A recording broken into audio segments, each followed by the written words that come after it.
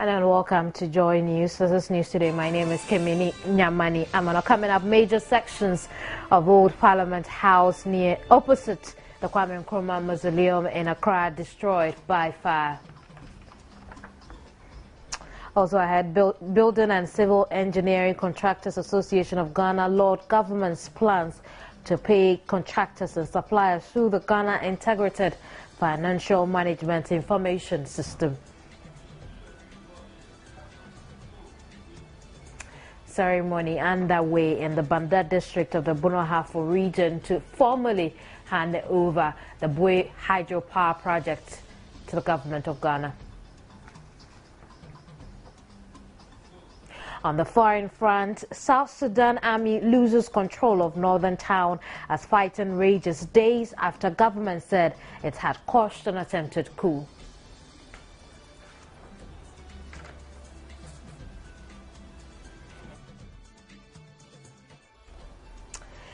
In our first story, the multi-million-dollar Bue Hydropower project in the Banda district in the Bono-Ahafo region has been handed over to government. President John Mahama is currently touring the dam site at the moment. The Bue project is expected to produce 400 megawatts of power. Former President John Kufuor on August 24, 2007, performed the sword cutting ceremony for the commencement of work on the Bue Hydropower project, although actual work started in 2008. The project was funded with a concessional loan of $263.5 million and a buyer's credit of $298.5 million from China and Exim Bank, respectively, while the government contributed $60 million.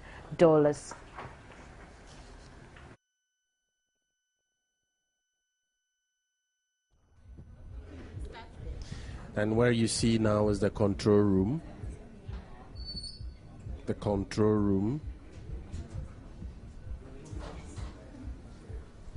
of the Bue generating station. Behind the president is the former president, His Excellency, President John Kufuor. And now, ladies and gentlemen, as you can see, the president is officially close to where he will switch on the button inside.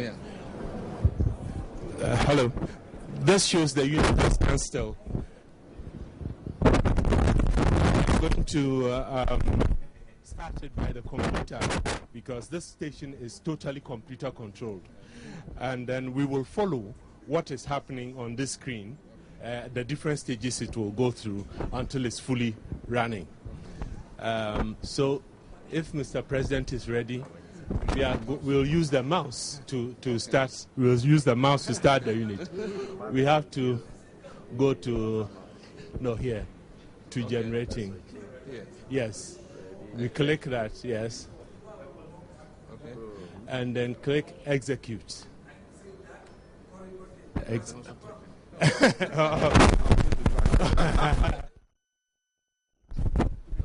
moved off. Yeah, it has gone off. The mouse has gone off. Where are we? Let's give it a moment. No, it's moved to the second. Oh, it moves. Do it for us. Execute, yeah. Execute. And now we OK it. Okay. And then we will see the units go through its different stages. So it has quickly gone through this stage. And once that is through, it's going to start the governance. So it started the governance. Okay. We'll see the unit has started.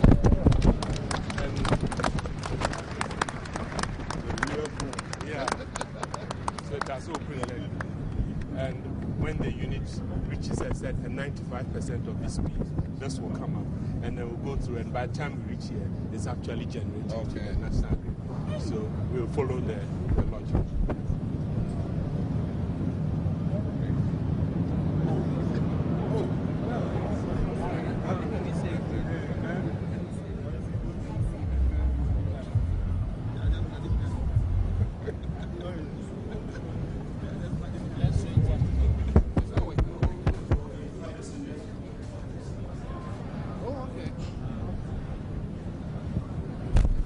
Okay, so the unit has started. It's at the point of starting the excitation. After the machine starts, then it will start to put a voltage, and the generator voltage will come up. Then at this point, it now to close the breaker and feed power into the national grid. Now it's connected to the national grid and started producing power. Yeah. So now 133 megawatts is going in. It has started. It was going to build up from 0 to 133. Yes. Yes. Yeah. So all the units are operated like similar computer control. We just have switched this to controlling another unit, and then it would have run it. Yeah.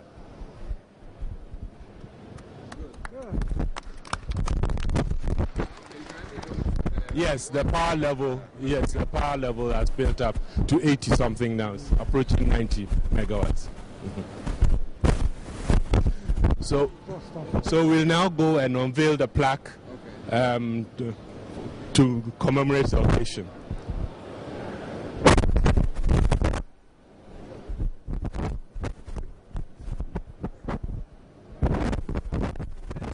Everybody want to come.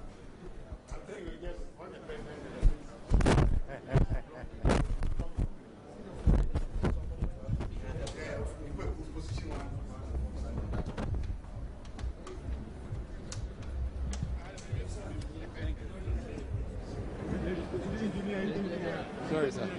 Engineering general. Thank you. As much as possible.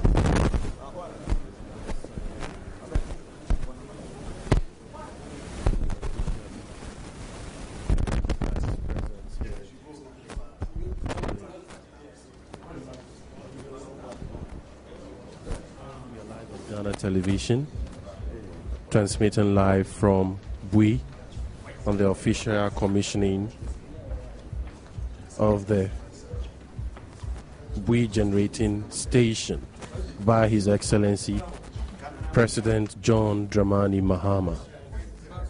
With me in the commentary position is Justice Tre, a mechanical engineer at the Bui Power Authority.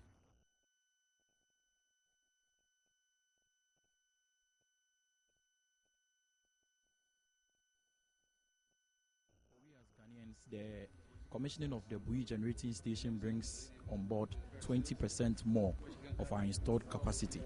This means that we are going to have improved power because we are adding on about 400 megawatts to the existing.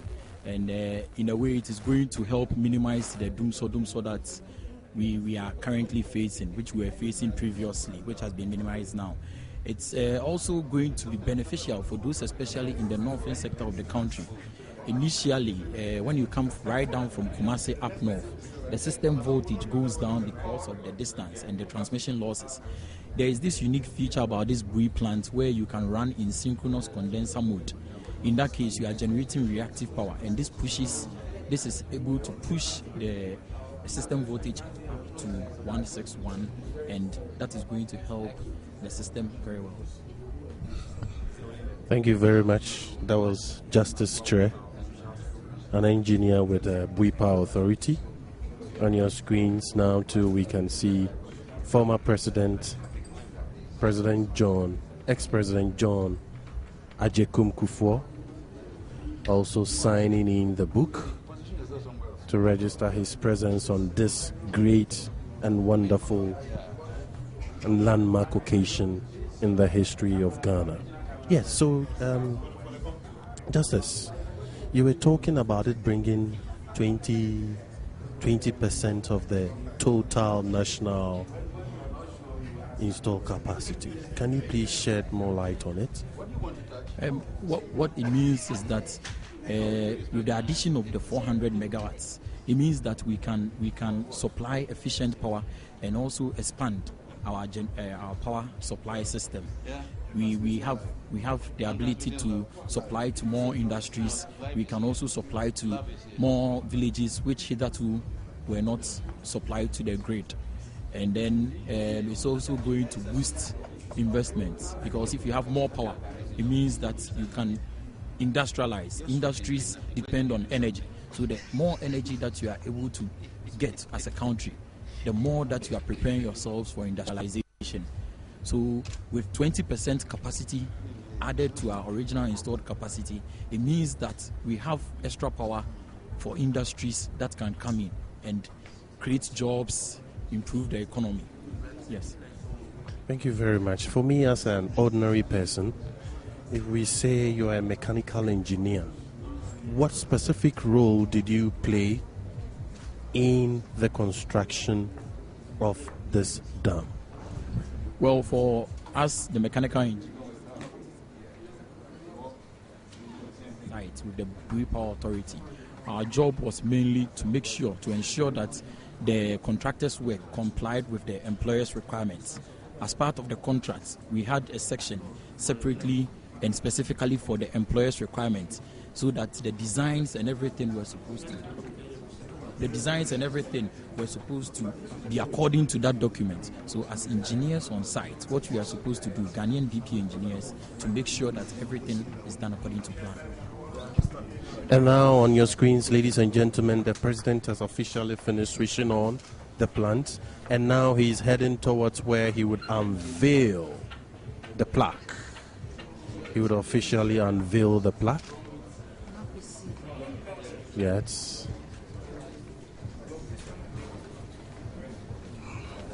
Very shortly, the president will join us to officially unveil the plaque.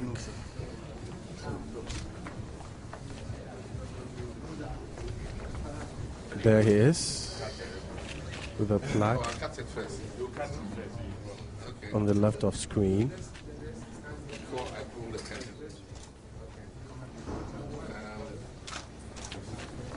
We have from the government of Ghana all the former presidents and everybody who played a role in seeing the successful execution of the Hydropower project.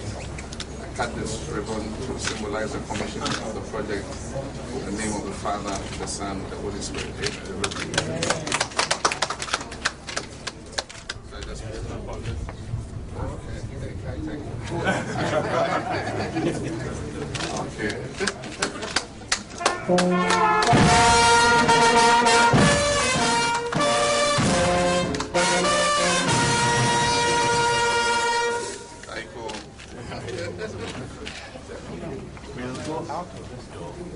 Look at the stuff.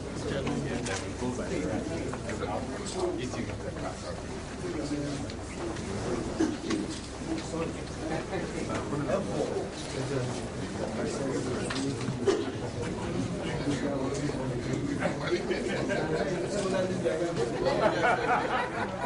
And the result of our work is this beautiful edifice that we all see here. It's not been easy because sometimes you have to be working night, day, all around, sometimes 24 hours, just to make sure that at the end of the day, Ghanaians are not shortchanged, that everything that we requested for in the designs has been installed on site. And I believe that we've been able to achieve that to the best of our abilities. So finally, what would be your message to Ghanaians and the entire population? Well, we would wish to thank Ghanaians on behalf of myself and my fellow workers. We wish to thank Ghanaians for having patience with us over this past 7 years while we were on the construction of the dam. We believe that we can see with all boldness now that we have the know-how to go further and then build more dams in Ghana when the government is able to secure funds. We should be able to move on to other plants. Now there is Heman on the drawing board, and when Heman comes to reality, we believe that you will see experienced young Ghanaians, engineers on site, building and installing equipment. What do you mean when you say Heman if it comes on board? Educate us a little bit on it. Well, currently we are doing studies on Heman, which is on the Pra River in the central region, I believe. And now we are in discussions with the Ministry of Energy. We are preparing documents, contract documents and other things. And if everything goes on well, that is, if we're able to secure funding, we get a contractor, we secure funding, then it means that we can go ahead and start the construction of another hydro dam in Ghana. But now it is in the planning stages. I'm sure in due time the authorities would give details of the Herman project. Yes. Well, these are control panels that you see. The floor that they are currently is what we call the generating floor, the generator floor. We have the exciter panels, which control the excitation of the generators to generate the voltage and current. And then we have the governor system. That's the governor panel where the Chinese employee is standing, where you have the governor panel. The governor.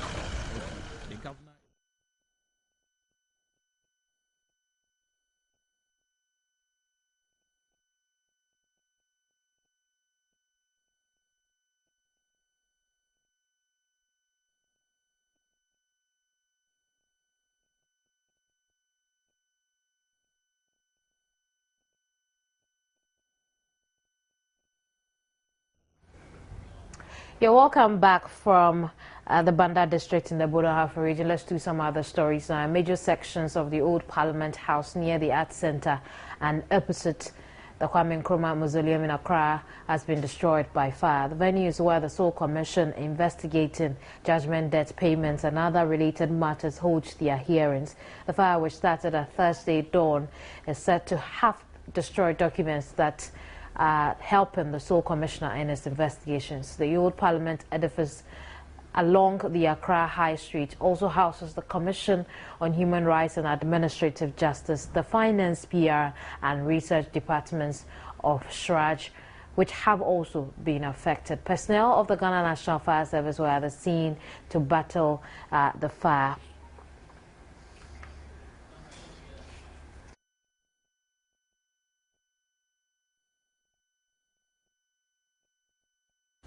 Meanwhile, lawyer for the commission, Kofi Dometi-Sokbo, has told Joynews the commission's work will not be affected by the fire. He says copies of documents are still available. I can tell you for sure that the burning down of the place will not in any way affect the work of the commission. So how about the files, your documents? Yes, some might have gotten bent, but that is not to say that it would impede the work of the commission. We, originally, what we were doing was that all the files that we have over there, we have originals somewhere.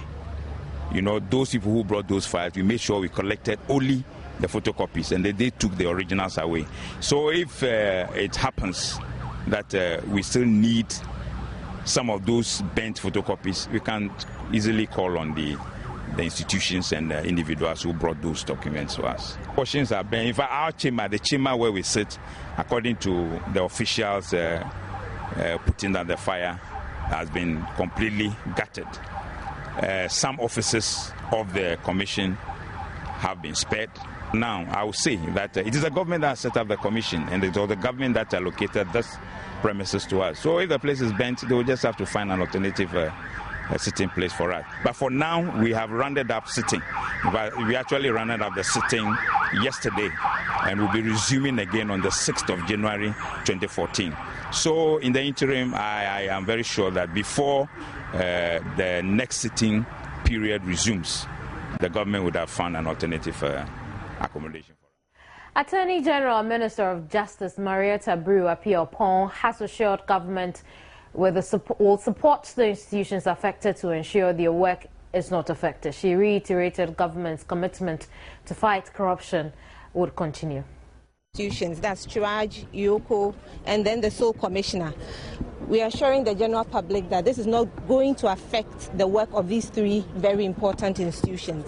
Indeed, the Chief of Staff is here to make sure that whatever these institutions need to continue working almost immediately will be done to ensure that they continue working. So we are assuring the public that we are going to continue working and that the fight against corruption is going to continue. We'll stay on the fire, and Deputy Chief Fire Officer Operations, Ghana National Fire Service, Albert Brown-Gazy, said investigations will be conducted to determine the cause of fire. Of this premises and reporting a fire outbreak at 4:01 this morning. We responded swiftly and realized that the fire was well alight, so other reinforcement also came in from some stations. In all, we had 9 appliances comprising 4 water tenders, that's a multi-purpose tenders, 2 turntable ladder tenders, 3 water tankers, also had the support from the human security, a tanker from the human security of the national security. We had also the armed forces, 1 tender from the armed forces also supporting. Operationally, our concern was to confine the fire and check it from spreading to the east and western periphery of the main building. Investigation is still ongoing together with the police and other relevant agencies. It will be premature now for us to tell you the exact cause of the fire. So please kindly give us some time after we have painstakingly investigate the cause of the fire. We will later let it known to you. The men are on standby for any possible conflagration should it occur. But so for now, I don't think there's a cause for alarm, since you see the smoke is subsided and we are still doing some recce. Executive Director of Bureau of Public Safety, Nanaya Akwada, has called on the National Disaster Management Organization to draw up an emergency response plan for all public buildings. She spoke with Brian Anamfo earlier today. The old Parliament House is a public building. Now, according to reports we have, it was difficult for those who saw the fire to get fire service personnel immediately alerted. It suggested that the building is in no way linked by way of phone to the fire service. Is this right? Well, basically, one cannot say it is right for a prominent public building of the sort to not to be connected to emergency services. That is a flaw in our in system as far as safety health is concerned for the people who work in that building and for the numerous prominent citizens who go there day to day to ensure that the country keeps running. It is a flaw in the system. Having said that, it is important to also know that it is not just the Parliament House, the old Parliament House, that is standing in isolation. There are other public buildings. There are other buildings that our leaders occupy in this country now that are not very accessible to the emergency services. Right. Okay. And it's important that for such buildings or public facilities that are inaccessible to the emergency services, we draw up a new plan of emergency for them. It's important that the National Disaster Management Organization fish for these public facilities and draw up an emergency response plan for them. We'll move away from that, and the Building and Civil Engineering Contractors Association of Ghana has lauded government's plans to pay contractors and suppliers through the Ghana Integrated Financial Management Information System. They are, however, worried the system cannot guarantee the swift issuance of monies to them for projects per its implementation. Contractors, suppliers and other service providers would no longer be issued with checks under GIFMIS. Rather, payments would be made directly using the SWIFT system at the Bank of Ghana to their bank account electronically. The Building and Civil Engineering Contractors Association of Ghana, while welcoming the initiative, says collaboration with stakeholders on the matter was not enough. I think there should always be collaboration between government and the private sector in issues like this, so that at least the private sector will be fully involved in the decision making, in the planning, and all that goes to bring systems into place. When you are not involved, it becomes very difficult to own the activity or the issue or whatever thing is to be implemented. Though they agree it is a good system, they are unsure how effective its implementation will be. My only concern is that, is it going to be very efficient? Will we see a real change? Will it not be like the old system that we are crying that is not good? Sometimes government just don't have the money. Sometimes they have, and it becomes very difficult for them to pay on time. You see, and the contractor, after doing the work, needs the money back to pay the bank, to pay his suppliers, to pay his workers. Don't go away, there's sports after this. Sports now, Ghana wrap up a remarkable year of World Cup qualifications to stay 24th in the last FIFA World Ranking released on Thursday for the year 2013. The Black Stars finished the year as Africa's second best side behind Ivory Coast with an accumulated point build-up of 849 as the December edition of the rankings did not bring about any significant changes. Algeria and Nigeria, Ghana in that order on the continental ranking table. World champions Spain are still number one spot as Germany remain in second with Argentina coming in as third. According to FIFA, the original competition of the top 50 since December 2012 has recorded some changes.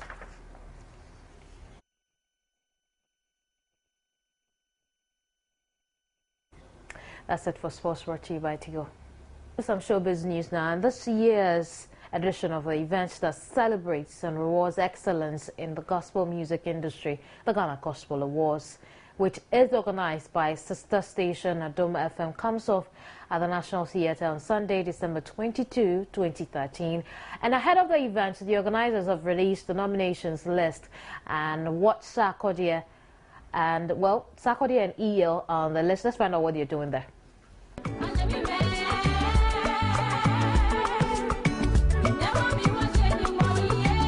A total of 18 outstanding artists will be honored for their contribution to the growth of Ghana's gospel industry over the past years, and will also showcase the creme de la creme of Ghana's gospel artists during this year's edition of the Ghana Gospel Music Industry Awards. The categories include New Artist of the Year, which is being vied for by Patience Nyako, Ernest Echampon, Mabel Lottery, and Miriam Afari. Album of the Year, New Artist of the Year, Song of the Year, Popular Video of the Year, Alternative Gospel Video of the Year, Alternative Gospel Song of the Year, Collaboration of the Year, and Urban Gospel Artist of the Year. And there are Sarkodie and EL who find their songs in the categories Alternative Gospel Video of the Year, Alternative Gospel Song of the Year. Winners of two special categories, Honorary Award of the Year and Lifetime Achievement Award, will also be celebrated.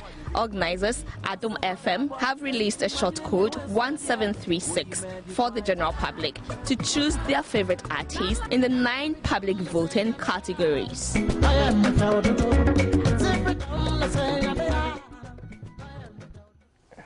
Right, you're watching News Today. Our main stories again. Multi-million-dollar Bwe Hydro project officially connected to the national grid to produce some 400 megawatts of power. It's on myjoyonline.com. Thank you very much for staying through. My name is Kimini Nyamani Amana. Goodbye.